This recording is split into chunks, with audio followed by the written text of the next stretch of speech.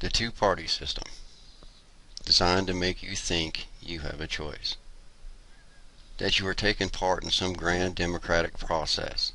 So you dutifully go to the polls and stand in a long line to cast your ballot for one of the two parties. Then you're satisfied that you have done your part. But nothing could be further from the truth. If you had a young child that continually fussed about having to go to bed, you could offer them a choice. Tonight for bed, would you like to wear your red pajamas with the little elephants on them, or the blue ones with the little donkeys on them? Well, you would find that they would be excited and happily choose one or the other and quickly hop into bed. That's the way it is with the American two-party system, to make you think that you have done your part by making your choice. Sadly, though, you do not. For both parties sit beneath the umbrella of collectivism, and the true and only goal of each is world government. So the true powers that be, the men behind the curtain, could care less which side you choose, just as long as you think you had a choice to begin with.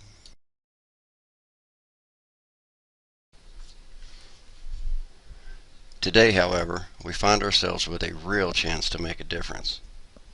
The current administration is up against the ropes, and not since the Watergate scandal have we been put in such a unique place to stand up and make a difference. We can deliver the blow that will send Obama and his lynchmen to the canvas. I'd like to talk to you about 4 current issues that could and should end the presidency right now. From an article originally published by the New York Times on May 22, 2013, we are told that Washington finally admitted that unmanned drones killed 4 United States citizens in 2011. After the news broke of the I.R.S. and AP scandals, Obama was conveniently quick to reveal this information. He knew that without a doubt that due to the other investigations that someone would more than likely bring this to light. So I guess he figured he'd cut it off at the pass. There's something to remember here. Regardless that these 4 U.S. citizens wear funny hats, have funny names, or may not be involved in anti-American activity, they are still American citizens and are guaranteed the same rights under the U.S. Constitution as any other American citizen. But apparently Obama doesn't care. By ordering the killings of these 4 United States citizens, he has denied them due process of the law and has acted as judge, juror, and executioner. This issue alone is enough to bring him up for impeachment, and then for the murders of 4 U.S. citizens.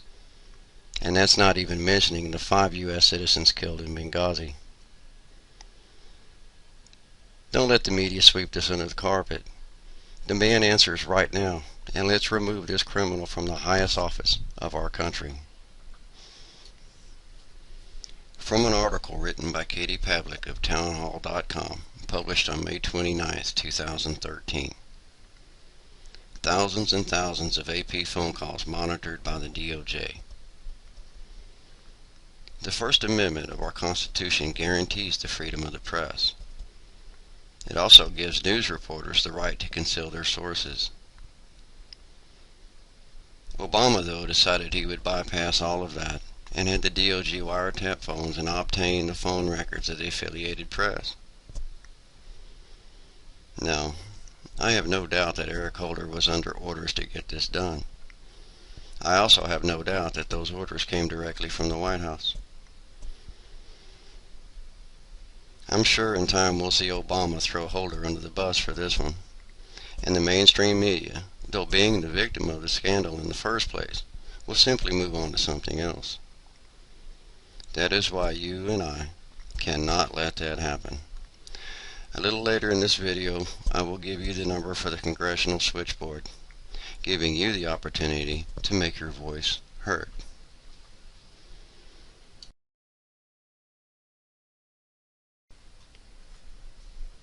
Here's another article from Katie Pavlik of townhall.com, May 29, 2013. Confirmed again, I.R.S. targeting of conservatives came from the top in Washington. If the previous doesn't make you angry, then maybe this will. The Watergate scandal pales in comparison to this. The Patriot movement is causing some problems for the criminal cabal in power. Notice how the headlines always use the term conservative groups. What do you think of when you hear that term? You think Republican Party, but as you saw earlier, there is no difference between the two.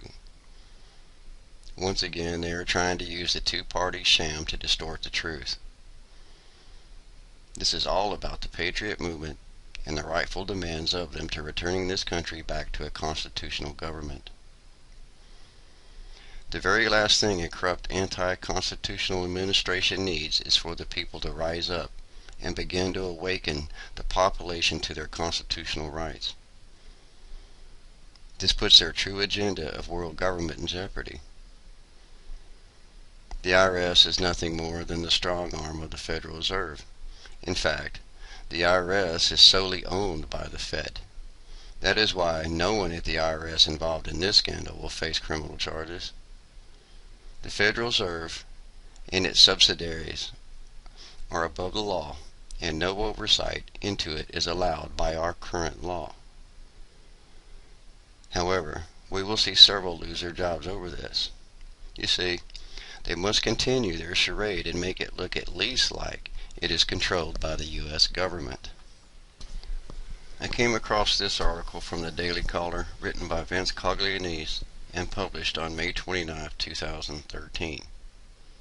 As you can see here, the head of a non-U.S. government entity visits Obama even more often than his most trusted cabinet members. What would all of these visits to the White House have to do with anything other than the current I.R.S. strong-arm tactics being used against the Patriot groups? Well, it's easy to see who's running this country, and it has nothing to do with we the people.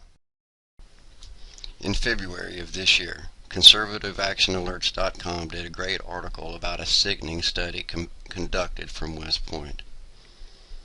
West Point study declares war on patriotism. This perhaps is more disturbing to me than anything else.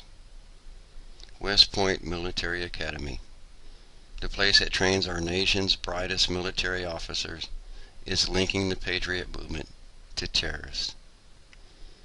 The report is called Challengers from the Sideline, Understanding America's Violent Far Right, written by Ari Perliger of West Point Center for Combating Terror.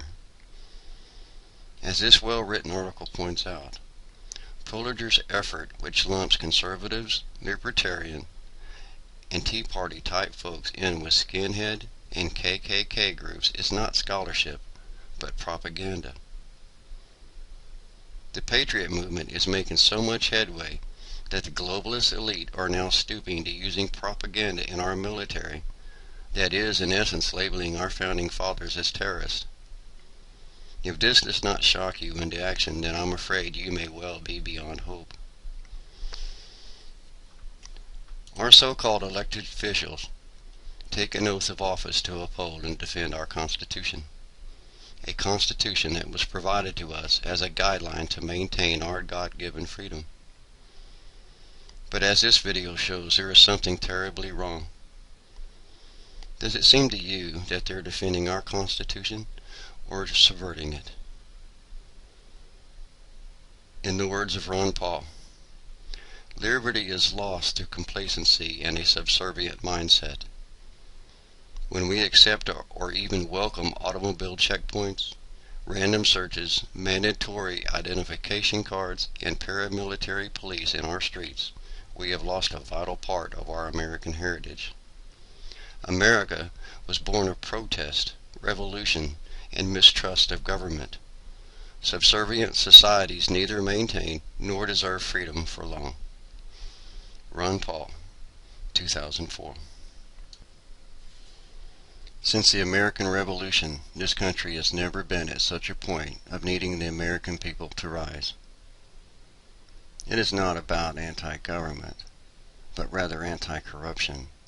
It is not about political party, it's about country and honor. Will you do your duty and exercise your constitutional right to finally make a lasting change, or will you continue to be led like sheep to the slaughter? When your government begins to shred the Constitution and claims that our founding fathers are in the same class as terrorists, then there is a problem that needs to be resolved. Please contact your congressman or state senator and let them know that you have had enough. Here is the number to reach the congressional switchboard, and also links to reach your congressman or state senator online. If you feel the same as I do, then please subscribe, like, and leave a comment. Thank you.